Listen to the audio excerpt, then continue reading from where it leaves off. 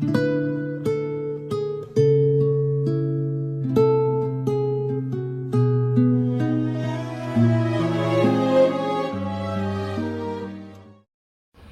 안녕하세요. 오늘은 여러분들과 마태복음 26장 57절에서 68절 말씀 같이 보도록 하겠습니다. 57절입니다.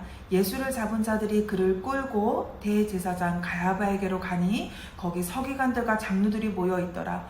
예수님께서 체포당하셨죠. 그리고 누구 앞에 갑니까? 오늘 말씀에서 가야바 앞으로 갑니다. 그래서 이제 재판이 이루어지는 것이지요. 58절에 베드로가 멀찍이 예수를 따라 대제사장 집들까지 가서 그 결말을 보려고 안에 들어가서 하인들과 함께 앉았더라.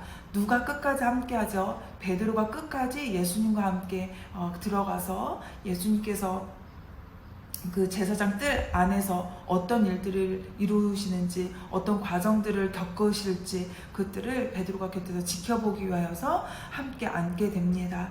59절에 대제사장들과 온 공회가 예수를 죽이려고 그를 칠 거짓 증거를 찾으며, 이 사람들은 지금 혈안이 되어 있습니다. 예수를 어떻게 하면 죽일까? 그래서 예수님을 죽이기 위한 명목이 정말 필요했습니다. 그래서 거짓 증거, 거짓 증인들이 너무나 필요했었어요. 그래서 샅샅이 찾아가면서 예수를 어떻게 죽일까? 사람들이 모든 그 포커스가 거기에 맞춰 있었던 것입니다. 60절 말씀입니다. 거짓 증인이 많이 나왔으나 얻지 못하더니 후에 두 사람이 와서, 거짓 증인들을 많이 찾았지만 얻었다고 이야기합니까? 얻지 못했다라고 이야기합니까? 얻지 못한 고로 얻지 못하였어요. 예수님을 죽일 어떤 죄의 명목을 이들이 찾지 못했어요. 61절 이르되 이 사람의 말이 내가 하나님의 성전을 헐고 사흘 동안 지을 수 있다 하더라 하니, 62절 대제사장이 일어서서 예수께 묻되 아무 대답도 없느냐? 이 사람들이 너를 치는 증거가 어떠하냐 하되, 63절 예수께서 침묵하시거늘 대제사장이 이르되 내가 너로 살아있는 하나님께 맹세하게 하노니 내가 하나님의 아들 그리스도인지 우리에게 말하라.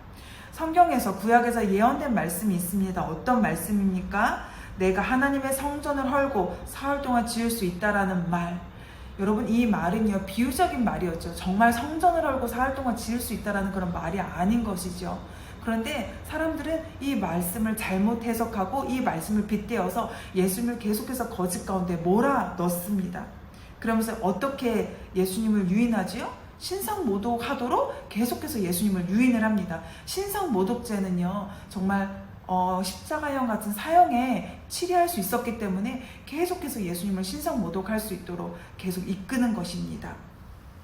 그랬더니 64절에 뭐라고 이야기합니까? 예수께서 이르시되 내가 말하였느라 그러나 내가 너에게 이르노니 이후에 인자가 권능의 우편에 앉아있는 것과 하늘에 구름을 타고 오는 것을 너희가 보리라 하시니, 자 이제 예수님께서 인정하시죠. 하지만 뭐라고 이야기합니까? 너희들이 이제 그것들을 보게 될 거다. 예수님께서 또한 재림하실 것들도 너희들이 나중에 보게 될 거다라는 말씀을 하시는 동시에 이제 가야바가 신성모독을 이제 하시는 예수님에 대해서 딱 말을 하면서 어떻게 반응합니까? 65절에 대제사장이 하지 말아야 될 행동을 가야바가 하는 장면입니다. 이에 대제사장이 자기 옷을 찢으며 이르되 그가 신성모독하는 말을 하였으니 어찌 더 증인을 요구하리요? 보라, 너희가 지금 이 신성모독하는 말을 들었도다. 이제 가야바가 이제 더 이상 얘기를 들을 것도 없는 거예요. 증거도 더 이상 없기 때문에 그냥 이 말씀을 딱 취하고 예수님을 사형에 못 박히게 하기 위해서 너무나 일사천리로 이 과정들이 이끌어갑니다. 그래서 가야바가 자신의 옷을 찢는 거예요. 대제사장이 자신의 찢는 행위는요 안 되는 행위입니다. 그런데 대제사장이 자기 옷을 찢으면서 예수님이 저 사람이 신성모독했다라고 예수님을 계속해서 코너로 모는 것이죠. 66절 너희 생각은 어떠하냐 대답하여 이르되 그는 사형에 해당하리라 하고 바로 사형을 집행하죠. 네, 너무 어이가 없습니다. 여러분, 어떻게 그런 증거 증인도 없는데 그냥 예수님이 그 말 한마디 하나로 바로 그렇게 사형을 처리할 수 있겠습니까? 그 사람들은 두려웠던 겁니다.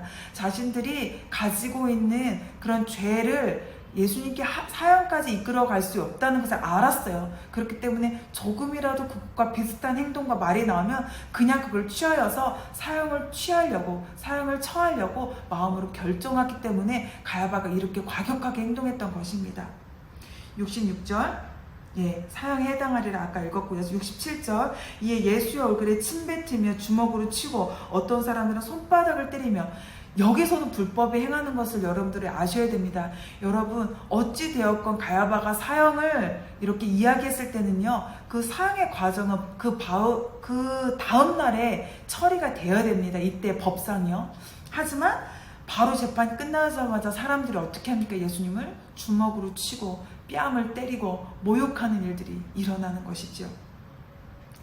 여러분 여기에서 가야바가 정말 불법을 많이 행했다는 것을 어떻게 알 수 있냐면요. 이렇게 사형은 절대 명절에 이런 사형 집행은 일어나지 않습니다.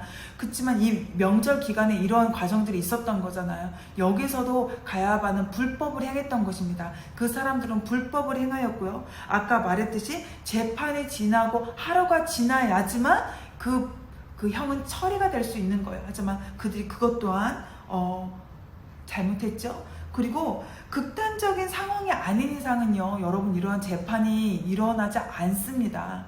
그렇지만 오늘 이런 상황에 이런 재판이 일어난 것 또한 이들의 잘못이죠. 불법인 것입니다. 이 불법 안에 예수님은 그 모든 상황들을 그냥 겸허하게 받아들였습니다.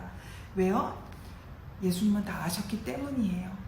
예수님은 자신이 죄가 있어서 이 과정을 겪는 것이 아니라 이 모든 사람들의 죄를 구원하시기 위하여서는 예수님께서 십자가의 과정이 정말 필요하셨던 것을 아셨기 때문에 그렇게 큰 반박을 하지 않으시고 부당하고 불법이었지만 예수님은 크게 그거에 받아치지 않으시고 그것을 겸허하게 받아들였던 것입니다. 여러분 우리 이 말씀을 통하여서 우리는 어떤 것을 볼 수 있겠습니까? 저는 어렸을 적에 예수님의 십자가가 참 고통스럽다는 걸 알았습니다.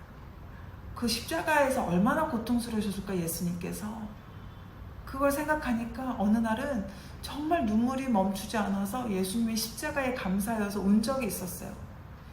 그런데 요즘 제가 이 말씀을 여러분들과 나누면서 묵상하면서는 십자가에서부터 그 고난이 아픔이 시작된 것이 아니라 십자가 전부터 예수님은 가장 사랑하는 사람들에게 배신당하는 고통, 그리고 그런 능력이 있었음에도 불구하고 예수님 그 능력을 충분히 행하실 수 있었음에도 불구하고 그 능력을 행하지 않기로 결정하셨던, 우리를 사랑하시기 때문에 무능을 선택하셨던 예수님, 그 과정을 겸허히 받아들이고 나아가셨던 예수님, 그 과정에서 찢기고 모멸감을 느끼고 상처를 받으셨던 예수님, 십자가에서부터 아픔이 시작된 것이 아니라 십자가 그 이전부터 예수님은 가장 사랑하는 사람들에게 배신을 당하셨던 것이죠.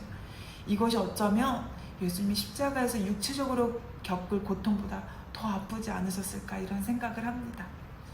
여러분 우리는 이제 더 이상 예수님을 다시 한번 십자가에 못 박는 아픔을 겪지 않았으면 좋겠습니다. 우리는 어떠한 순간이 와도 예수님 편에 서서 예수님을 사랑한다고 고백하는 그런 사람들로 섰으면 좋겠습니다. 그래서 우리의 삶으로 제가 주님과 함께 주님의 편에 있습니다 라고 이제 증명해드리는 삶을 우리가 살았으면 좋겠습니다. 예수님이 십자가에서 우리의 사랑을 증명해 주셨던 것처럼 우리 또한 우리의 사랑을 예수님께 증명하는 삶을 우리가 살았으면 좋겠습니다. 우리도 제자들처럼 연약할 수 있겠지만 하지만 우리의 마음 안에 예수님, 우리가 예수님 편에 서고 싶습니다. 오늘도 내 삶으로 주님을 사랑하는 것을 증명하며 보이는 삶을 살고 싶습니다. 결단하며 고백하며 나아가는 우리들이 되었으면 좋겠습니다. 그런 하루 살아가실 수 있도록 제가 여러분들을 위해서 축복하고 기도하도록 하겠습니다. 여러분 감사합니다.